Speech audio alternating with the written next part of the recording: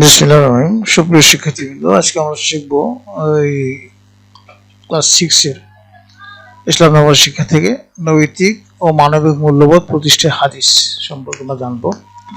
জীবনের সকল ক্ষেত্রে মনুষ্যত্ব ও নীতি আদর্শের শিক্ষাকে ধরে রাখার চেষ্টা ও চেতনাই হলো নৈতিক ও মানবিক মূল্যবোধ। আদর্শ সমাজ গঠনের জন্য এই মূল্যবোধের প্রয়োজন অত্যন্ত বেশি। নৈতিক ও মানবিক মূল্যবোধ মানুষকে উত্তম চরিত্রবান করে গড়ে তোলে, ফলে মানুষ সমাজে সম্মান লাভ করে। সকলেই আদর্শ অনুশীলন করলে সমাজে শান্তি প্রতিষ্ঠিত হয়। অন্যদিকে সমাজের নৈতিক ও মানবিক মূল্যবোধ না থাকলে সমাজে শান্তি থাকে না। দুর্নীতি, সন্ত্রাস, চুরি, ডাকাতি, ছিনতাই, প্রতারণা ইত্যাদি ছড়িয়ে পড়ে। মানুষের মধ্যে দয়া, মায়া, ঐক্য, ভালোবাসা ইত্যাদি সদ্গুণাবলীর চর্চা থাকে না। মানুষ পরস্পরকে অবিশ্বাস ও সন্দেহ করে, ফলে সমাজে নানা অরাজকতা ও অশান্তির সৃষ্টি হয়। মহানবী সাল্লাল্লাহু আলাইহি ওয়াসাল্লামের হাদিস নৈতিক ও মানবিক মূল্যবোধ প্রতিষ্ঠায় খুবই গুরুত্বপূর্ণ ভূমিকা পালন করে থাকে। আমরা পূর্ব পাঠে হাদিসের পরিচয় লাভ করেছি। হাদিসের মাধ্যমে আমরা প্রিয় নবী সাল্লাল্লাহু আলাইহি ওয়াসাল্লামের বাণী ও কর্ম সম্পর্কে জানতে পারি। তিনি মানুষের সাথে কিরূপ আচরণ করতেন তা জানতে পারি। তার উত্তম চরিত্রের কথা জানতে পারি। তিনি আমাদের জন্য কি দিক নির্দেশনা দিয়ে গেছেন তাও আমরা হাদিস পড়ে জানতে পারি। হাদিস শরীফে প্রিয় নবী সাল্লাল্লাহু আলাইহি ওয়াসাল্লাম আমাদের নানাবিধ নৈতিক মানবিক আচরণের নির্দেশ দিয়েছেন। দয়া, ক্ষমা, সাম্য, মৈত্রী, ভ্রাতৃত্ব, ভালোবাসা, পরস্পর সহযোগিতা ইত্যাদি গুণ অনুশীলনের জন্য উৎসাহিত করেছেন। আবার মিথ্যা বলা, প্রতারণা করা, চুরি ডাকাতি করা, গালিগালাজ করা, ঠাট্টা বিদ্রূপ করা ইত্যাদি খারাপ কাজ করতে আমাদের নিষেধ করেছেন।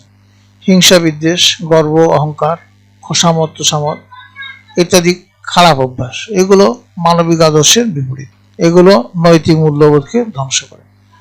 এগুলো থেকে বিরত থাকার জন্য মহানবী সাল্লাল্লাহু আলাইহি ওয়াসাল্লাম আমাদেরকে নির্দেশ দিয়েছেন। তিনি বলেছেন, বিসমিল্লাহির রহমানির রহিম, ইয়াকুম আল হাসাদা ফা ইন্নাল হাসাদা ইয়াকুলুল হাসানাতি তাকুলুন নারুল হাতাওয়া।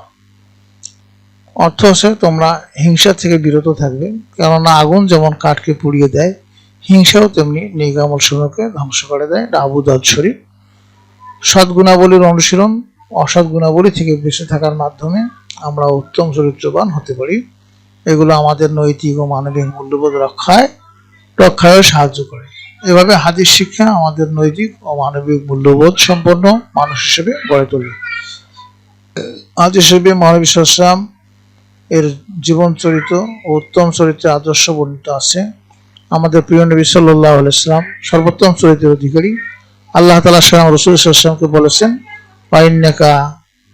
ওয়া ইন্নাকা আলা খুলুকিন আযীম। আর নিশ্চয়ই আপনি মহান চরিত্রের অধিকারী। সূরা আল কালাম আয়াত হলো 4। মহানবী সাল্লাল্লাহু আলাইহি ওয়াসাল্লাম ছিলেন সর্বোত্তম মানুষ। তিনি সবসময় নৈতিক মানবিক গুণাবলী অনুসরণ করতেন। তার একটি উপাধি ছিল আল-আমিন। আল-আমিন অর্থ বিশ্বাসী, বিশ্বস্ত, সত্যবাদী। তিনি সব সময় সত্য কথা বলতেন, কথা ও কাজে সততা অবলম্বন করতেন। কেউ কোনো কিছু আমান বা গচ্ছিত রাখলে তিনি তা মালিকের নিকট যথাযথভাবে ফেরত দিতেন। তিনি কখনো মিথ্যা বলতেন না, ওয়াদা ভঙ্গ করতেন না, বিশ্বাসঘাতকতা করতেন না। ফলে তার শত্রুরা তাকে আল-আমিন, বিশ্বাসী নামে ডাকত। এভাবে দেখা যায় যে সব ধরনের গুণাগুণ বা সদ্গুণ রাসূল সাল্লাল্লাহু আলাইহি ওয়াসাল্লামের চরিত্রে বিদ্যমান ছিল। তিনি ছিলেন ক্ষমাশীল, দয়াবান, অতিথিপরায়ণ, মিষ্টভাষী। তিনি অন্যায় অশ্লীল কাজ কখনো করতেন না। অশালীন চলাফেরা ও কথাবার্তা তার থেকে কখনো প্রকাশিত হয়নি। সারা জীবন তিনি মানুষকে উত্তম চরিত্র সম্পর্কে হাতে কলমে শিক্ষা দিয়েছেন। রাসূল সাল্লাল্লাহু আলাইহি ওয়াসাল্লামের আদর্শ নৈতিক মানবিক মূল্যবোধ রক্ষার উজ্জ্বল প্রমাণ। প্রিয় নবী সাল্লাল্লাহু আলাইহি ওয়াসাল্লামের চরিত্র অনুসরণ করলে কখনোই নৈতিক ও মানবিক মূল্যবোধ লঙ্ঘিত হবে না, বরং এর দ্বারা আমরা প্রকৃত মানুষ হিসেবে গড়ে উঠতে পারব। আমাদের মধ্য থেকে দুর্নীতি ও পশুত্ব দূরীভূত হবে। রাসূল সাল্লাল্লাহু আলাইহি ওয়াসাল্লামের আদর্শ জীবন আদর্শ হাদিস শরীফে সুন্দরভাবে রক্ষিত রয়েছে। এগুলো মানুষের জন্য দিক নির্দেশনা স্বরূপ। আমরা হাদিস পড়ে এগুলো জানবো এবং সেই অনুযায়ী আমল করব।